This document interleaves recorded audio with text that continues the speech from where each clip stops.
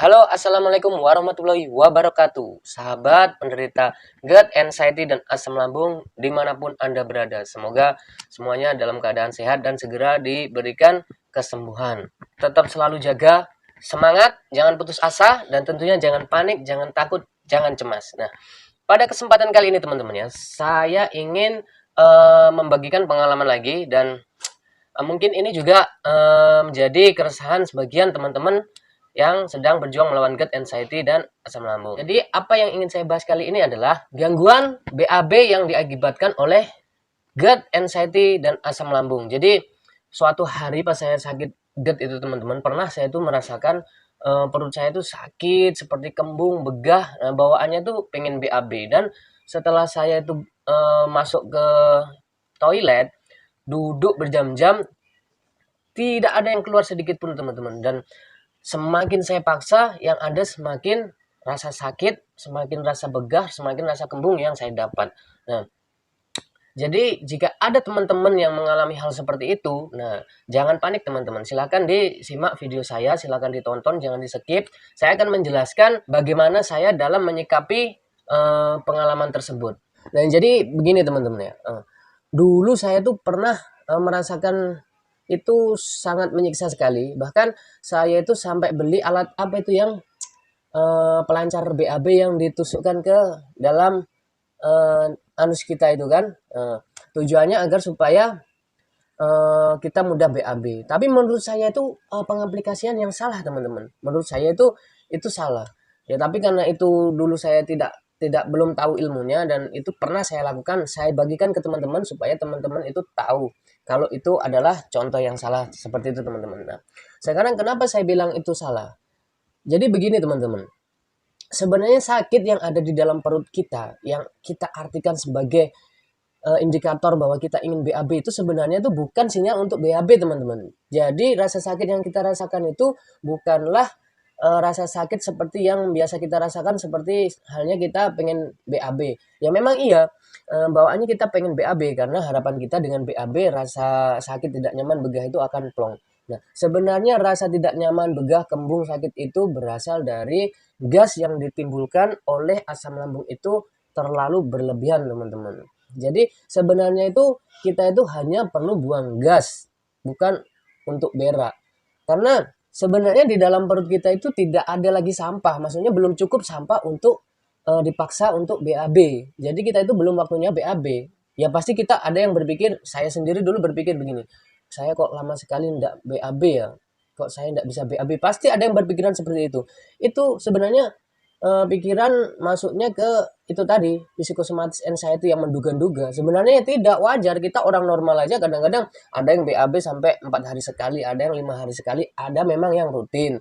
Nah itu tergantung dari kondisi badan kita. Nah dengan kondisi badan kita yang sedang mengalami tekanan GERD, anxiety ini, semua hal bisa terjadi teman-teman. Jadi sebenarnya kita itu memang belum waktunya untuk BAB. Dan menanggapi rasa sakit yang muncul di dalam perut kita itu bukanlah sinyal untuk menandakan kita harus BAB.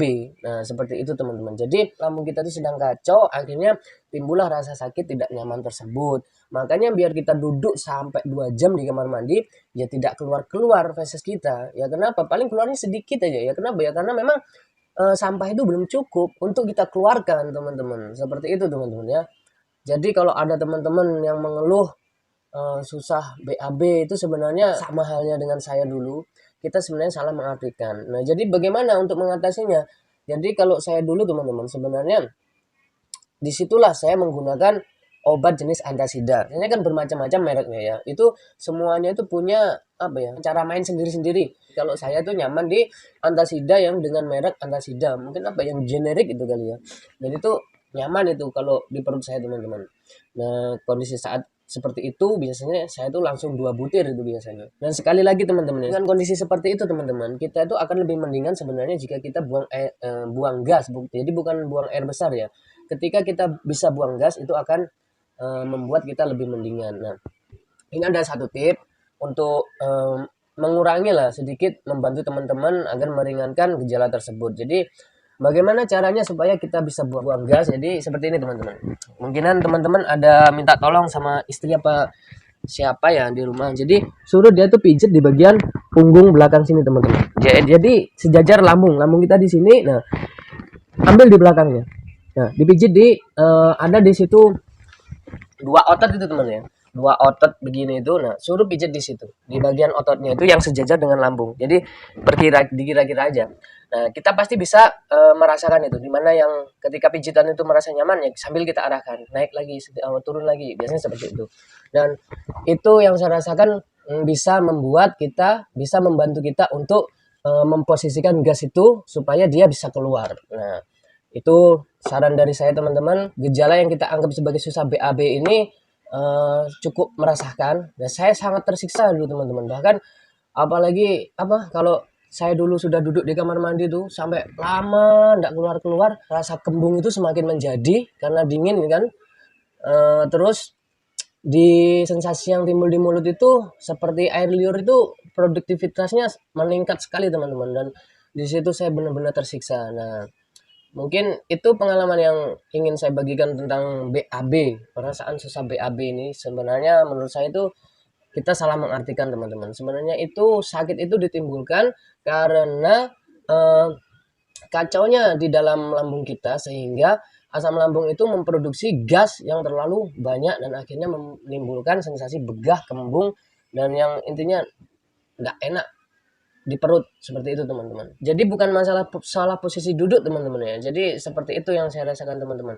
Biar kita posisi duduk kayak gimana, kalau memang belum cukup kotoran itu untuk dibuang ya, yang terjadi ya seperti itu teman-teman. Jadi kita lebih fokus ke penenangan yang ada di dalam lambung kita aja. Kita lebih fokus ke mengatasi gejolak yang ada di lambung kita, sehingga gas tersebut bisa kembali dalam kondisi netral teman-teman.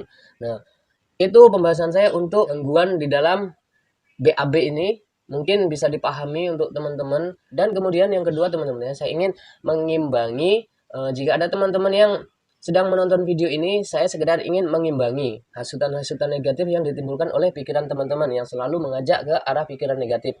Nah, biasanya itu kalau pikiran ibaratnya pikiran digiring bisikan untuk mengajak ke hal-hal yang negatif, harus diimbangi dengan bisikan-bisikan yang positif. Nah, saya ingin memberikan bisikan itu supaya imbang, supaya balance, jadi tidak dikuasai oleh pikiran negatif. Jadi seperti ini teman-teman. Bagaimana caranya sembuh, bagaimana jalan menuju kesembuhan itu dimulai dari pikiran kita. Jadi sembuhkan pikiran teman-teman, maka sembuhlah badan teman-teman. Kenapa teman-teman? Karena pikiran teman-teman itulah yang menghasut badan kita untuk sakit. Pikiran teman-teman itu yang meracuni badan kita untuk sakit. Jadi inti permasalahan itu ada di pikiran teman-teman. Jadi fokuskan untuk penyembuhan pikiran. Insya Allah badan akan mengikuti sembuh teman-teman. Karena sakit itu berasal dari sugesti yang tercipta di dalam pikiran kita, sehingga badan kita mengikuti sugesti tersebut. Nah, insya Allah dengan teman-teman menyembuhkan pikiran, maka sakit yang dirasakan di badan kita akan mengikuti sembuh. Nah, seperti itu teman-teman. Intinya jangan mau dikalahkan oleh pikiran. Pikiran takut, cemas, panik, semua itu uh, kita wajib kita wajib kalahkan pikiran takut, cemas, panik itu teman-teman. Nah, baiklah sekian dari saya teman-teman. Di lain kesempatan saya akan membuat video lagi membagikan pengalaman saya tentang GERD, anxiety, dan asam lambung ini, dan semoga teman-teman lekas diberikan kesembuhan. Yang masih kuat untuk puasa silahkan puasa, jangan takut, dan jangan juga terlalu dipaksa teman-teman. Intinya kita berusaha sebagai manusia, kita berusaha, dan insya Allah Tuhan akan selalu melihat usaha kita. Dan mungkin sekian video dari saya teman-teman. Assalamualaikum warahmatullahi wabarakatuh.